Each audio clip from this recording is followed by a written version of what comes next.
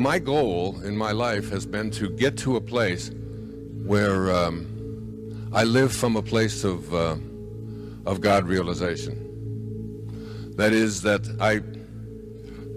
there are different kinds of love, and I aspire at this time in my life, at the age of 72, to live from this place and this place only, so that no matter what kind of pressure is put on me, no matter what I hear, the only thing I want to come out of me is the kind of thing that came out of your beloved founder.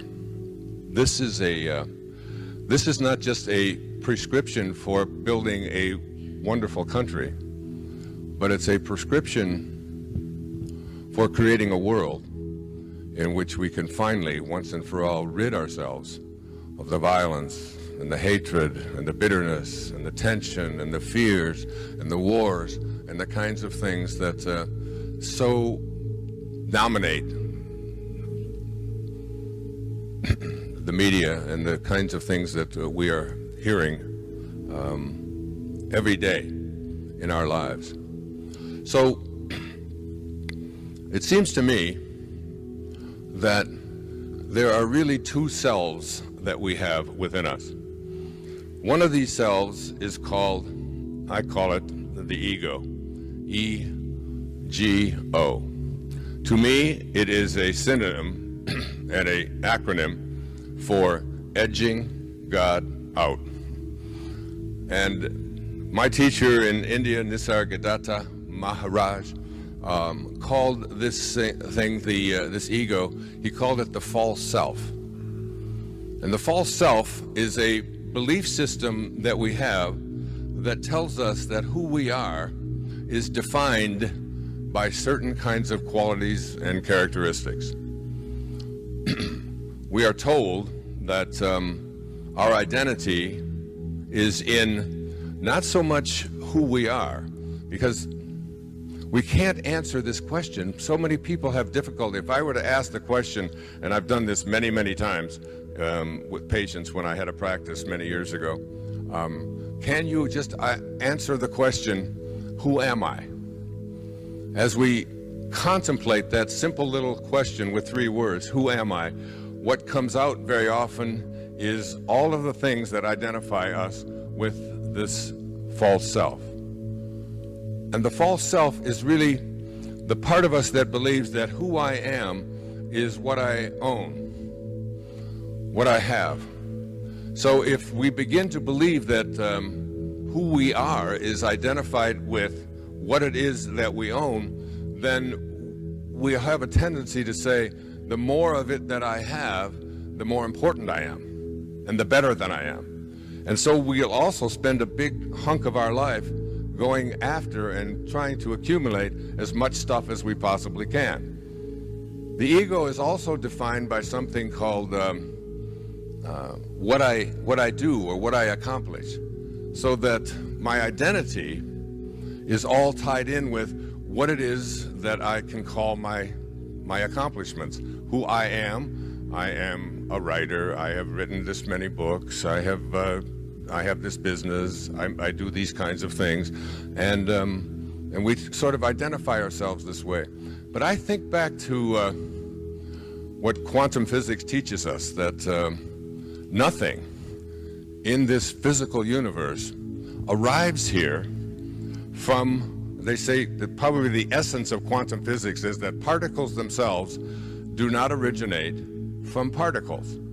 That every single particle that makes up the physical form of the world originates someplace else. It originates in what we call non-form or non-existence or spirit or the invisible. And this invisibleness is inside each and every one of us.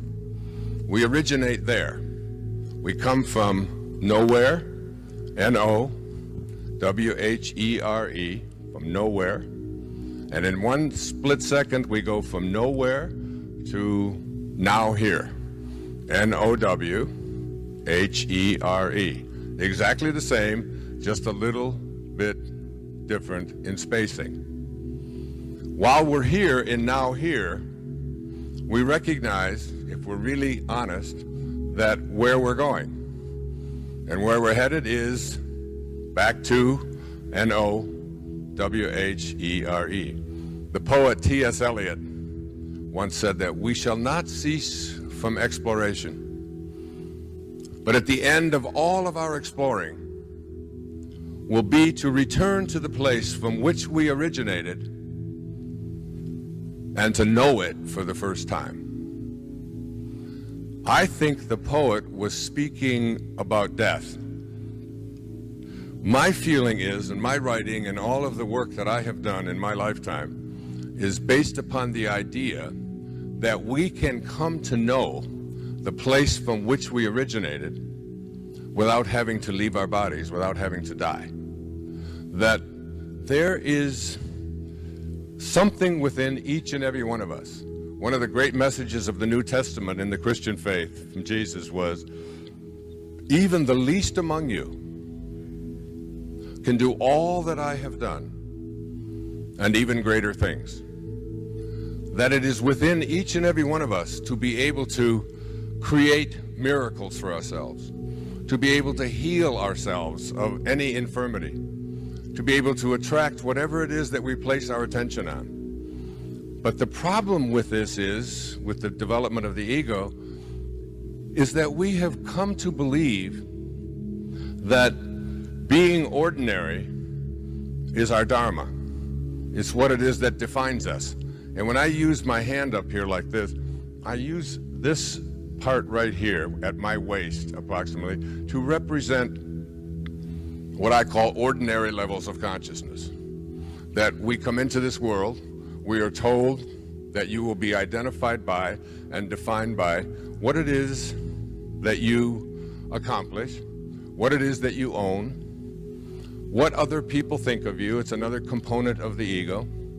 And that you are separate from everyone else, and that these are your limitations. These are the things that you're capable of creating. This is exactly how far you can go. You can't get to a higher place than this. So accept your lot in life. But for me, I have never done that. I was very lucky as a young boy. I lived in an orphanage until I was 10 years of age. And while I was moved around from place to place and didn't have the advantages of having parents that were mine until my mother got us all back together again when I was 10. My father just walked away and abandoned his family. He was, by all definitions, a bad man. A man who was an alcoholic, a man who was very abusive, a man who had no sense of his responsibilities, and left my mother with 3 little boys under the age of 4 to raise by herself. He just disappeared and just went away. And I find it very fascinating because one of the things that I learned in those earliest years of my life is that self-reliance is probably what my dharma was. I came into this world, I believe, to teach this whole idea of self-reliance. And self-reliance means that you go within and you rely upon the self. When you ask the question, who am I? And you define it on the basis of what you have, what you do, what your reputation is, what other people think of you, how much you own, then you keep yourself from reaching this, what I call up here when I move my arm across here at this elevated level, reaching this higher level, what I call extraordinary consciousness. That it's something that each and every one of us have. The same vision that the founder of your country had is something that is possible for each and every one of us to have. Even the least among us have within us the capacity to raise our awareness. The problem is that we are so fixed in our subconscious minds on what is what our limitations are and what we can't accomplish and what is impossible for us to do. And we get so fixed in on this that we literally begin to act as if this were a reality. So if you are interested in moving to this place where you can indeed perform miracles, where you can create the kind of world for yourself and for others around you from this higher place, if you can get yourself to that place, the only way that you can do it is by changing your concept of yourself.